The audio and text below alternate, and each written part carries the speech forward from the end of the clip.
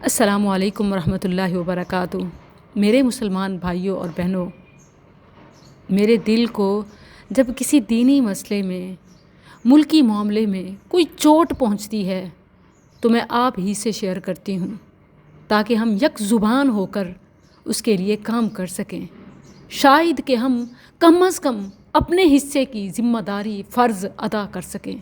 سننے میں یہ ایک محاورہ ہے کہ میرا دل خون کے آنسو رو رہا ہے، لیکن یہ کہتے ہوئے میرے دل میں کوئی گولی نہیں بلکہ گولیوں کا برسٹ اترتا محسوس ہو رہا ہے۔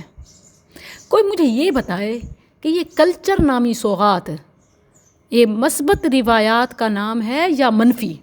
یہ پازیٹیو سینس میں ہوتا ہے یا نیگیٹو؟ اور پلیز یہ بھی کہ الحمرا کا معنی کیا ہے، اور پاکستان میں الحمرا کمپلیکس کس مقصد کے لیے بنایا گیا؟ جہاں تک میں جانتی تھی، جو کہ حالیہ حکومتی اقدام کے بعد غلط ثابت ہو گیا۔ آپ مجھے بتا سکتے ہیں، اگر میرا قصور ہے، مجھے سمجھنے میں کوئی غلطی ہوئی تو مجھے بتائیں، میں اپنی اصلاح کرنے کو تیار ہوں۔ یا پھر یہ کہ واقعی جان بوجھ کے غلط شخص کو یہ عہدہ دیا گیا، تو پھر مل کے آواز اٹھاتے ہیں، عہدہ واپس لینے کی بات کرتے ہیں۔ میں نام لینے میں بھی نہیں ہچکچاؤں گی۔ جب حیا اور ایمان کا جنازہ اٹھایا جا رہا ہو تو کیا ابھی بھی کوئی پردہ داری ہو؟ نام سے ہی آپ کو شخصیت کا پس منظر بالکل سامنے آ جائے گا۔ اداکارہ ماڈل عفت عمر، جو اپنی اداؤں اور باتوں سے مغلظات پھیلانے اور اسلامو فوبیا عام کرنے میں خاصی مہارت اور شہرت رکھتی ہیں۔ صرف شوبز ہی نہیں بلکہ لبرلزم اور ٹرانسجنڈر کی بھی دستے بازو ہیں۔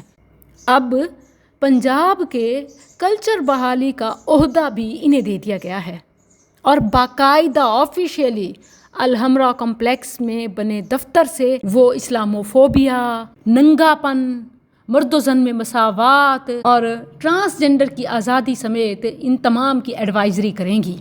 ظاہر بندہ وہی کرتا ہے جو اس کی شخصیت کا حصہ ہوتا ہے، جس وجہ سے اس کی سلیکشن کی گئی ہے۔ یعنی آپ کو جو مطلوب تھا وہ اسی بندے سے ہی تو حاصل ہونا ہے، تبھی تو آپ نے اس کو چنا ہے۔ ورنہ کلچر بحالی کے لیے اس صوبے میں ایک سے بڑھ کر ایک زندگی لگا دینے والے اور کام کرنے والے بے شمار مرد و زن ہیں، مگر یہاں معیار ہی کچھ اور ہے۔ کلچر بحالی کا جو میرٹ ہے، آئندہ اگر کسی نے اپلائی کرنا ہو تو وہ اسلام کے خلاف بولنا ہے، شاعر اسلام کا مذاق اڑانا ہے، ننگا سکرین پہ آنا ہے، ٹرانسجنڈر کی حمایت کرنا ہے اور فیمینزم، لبرلزم کی نمائندگی کرنا ہے، بلکہ دستے بازو بننا ہے۔ یہ ہے کلچر بحالی کے عہدے کے لیے کرائٹیریا۔ جو اس کو پورا کرے آ جائے الحمرا کمپلیکس کے دفتر میں، بیٹھ جائے سیٹ پر، مگر اللہ اور اس کے رسول کے فرامین بھی سن لیں۔ ان اللہ یأمرکم ان تؤدوا الامانات الی اہلھا، بے شک اللہ تمہیں حکم دیتا ہے کہ امانت والوں کی امانتیں انہیں پہنچاؤ۔ ان اللہ لا یحب الخائنین، اللہ خیانت کرنے والوں کو پسند نہیں کرتا۔ اہل ایمان امانتوں کی پاسداری کرتے ہیں۔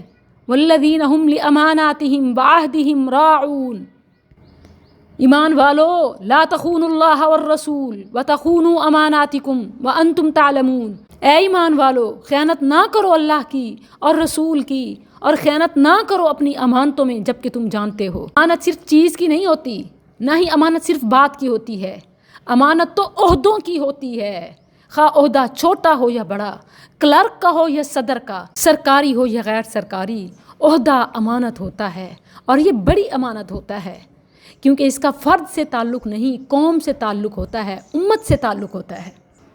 عہدوں کو شریعت کے تقاضوں کے مطابق پورا کرنا ہوتا ہے، اور شریعت کے تقاضوں کے مطابق ہی عہدے داران کو دینے ہوتے ہیں۔ ابو ذر رضی اللہ عنہ جیسا صحابی، جس نے نبی صلی اللہ علیہ وسلم سے اس وقت کے ایک سرکاری عہدے کی خواہش ظاہر کی، میرٹ کو دیکھا جائے تو وہ پورے اترنے والے، لیکن نہیں، اللہ کے نبی نے انہیں بھی ضعیف کہا۔